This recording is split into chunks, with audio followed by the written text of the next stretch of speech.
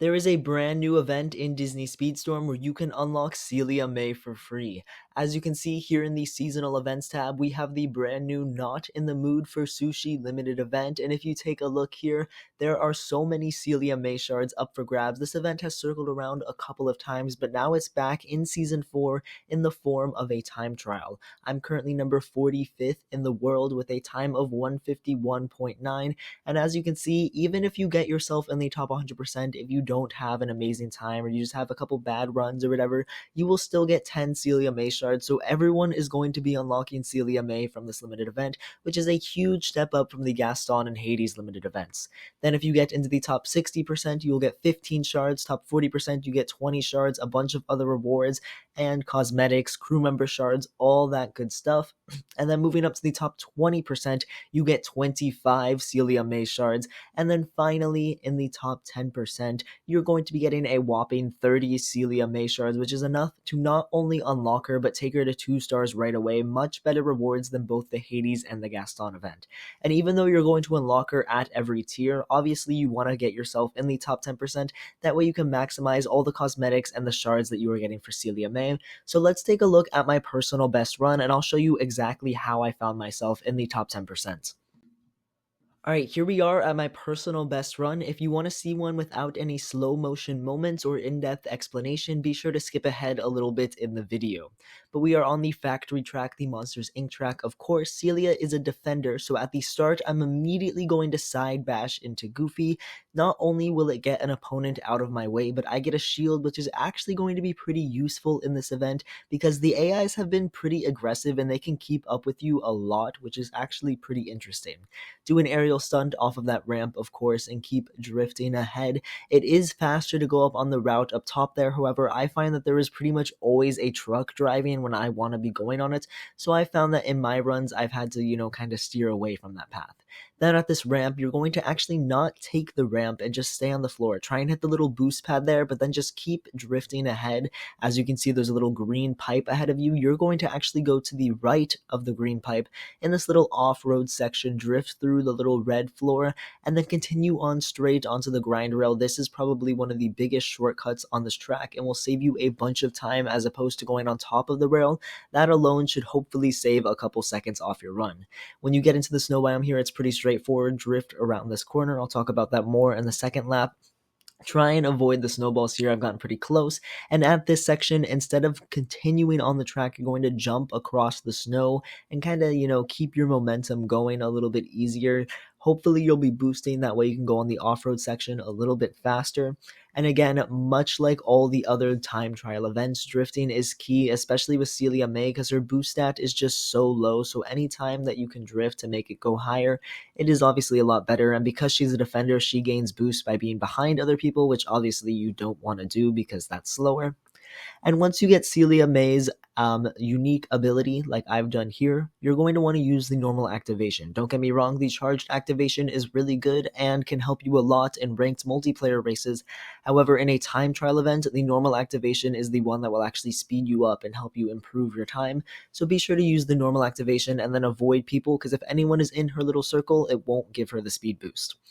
Then here at this section, drift around this snowy corner off-road. It can be a little tricky to do because it can be a little bumpy there to maintain a clean drift, but you're going to want to do it. It's going to save you a lot of time. That and the little shortcut next to the green pipe are by far the two best shortcuts for this track, and are definitely ones that you should be taking. As for going on the right or left path here at the end, I don't really think it matters. I've been going the left path just because it feels more natural for me, and I'm not too sure if anyone is faster. Then at the end, side bash into the finish line, and hopefully that should be enough to get you a pretty solid time. Now, something that I would highly recommend you do is, as you can see here, I am on the multiplayer menu. I'd recommend before you use your attempts every day, click on local free play, go to one player, scroll down over to the factory track, click on the factory fast lane. This is the exact same track as the one in the Celia Limited Cup.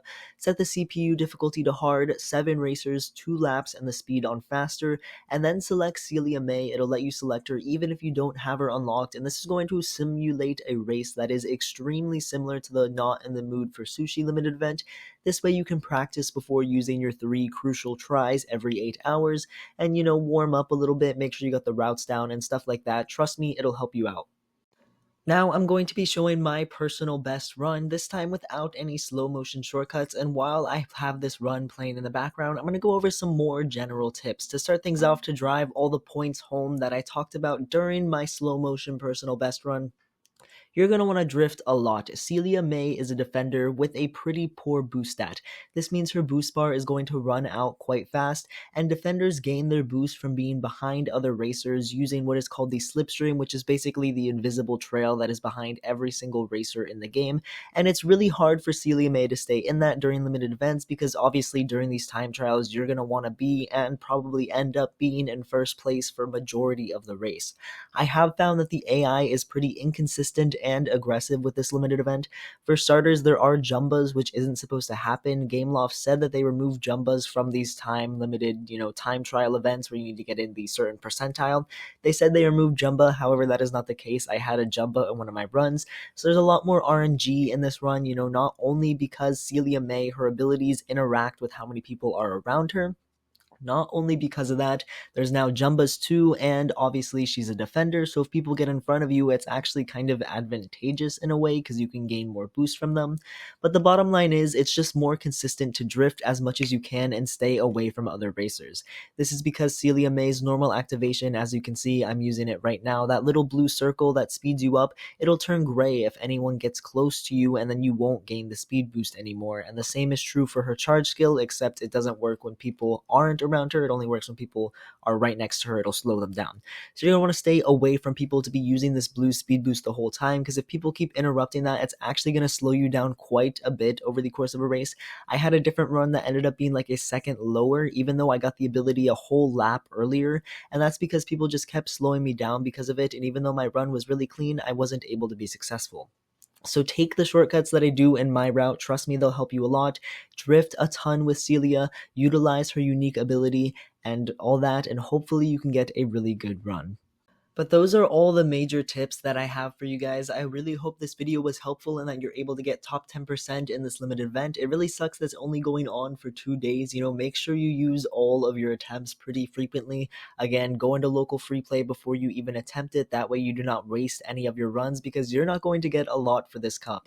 And if you have any more questions about how you should improve your time, or if you just can't seem to improve your time, I highly recommend that you join my Discord server. Link will be in the description, and there you can send a clip of one of your best runs, and me, as well as some other people who are much better at the game than me, can give feedback on your run, tell you what you can kind of improve on, and hopefully you'll be able to improve your time based off of that. But that is all the tips and tricks I have for you guys today. If you enjoy this kind of content, subscribe for more, and I will catch you all in the next video. Thank you so much for watching. Peace out.